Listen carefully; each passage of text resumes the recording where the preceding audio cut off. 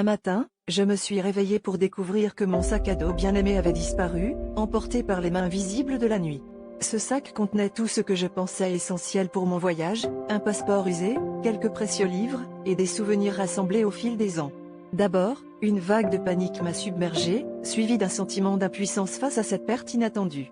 Pourtant, dans cet instant de vulnérabilité, une pensée inattendue a germé en moi, et si cette perte était une invitation à voyager plus léger, à embrasser l'inconnu avec un cœur ouvert? Sans mes biens matériels pour me définir, j'ai décidé de continuer mon chemin avec une nouvelle perspective.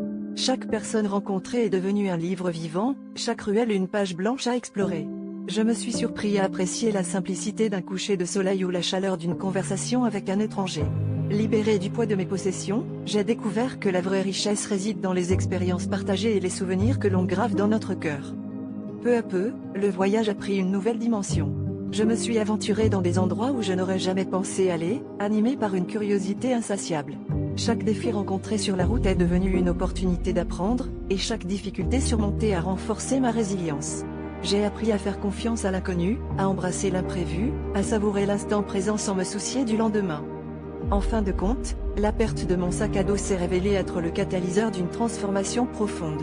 J'ai compris que la liberté véritable ne dépend pas de ce que l'on possède, mais de la façon dont on choisit de vivre chaque moment.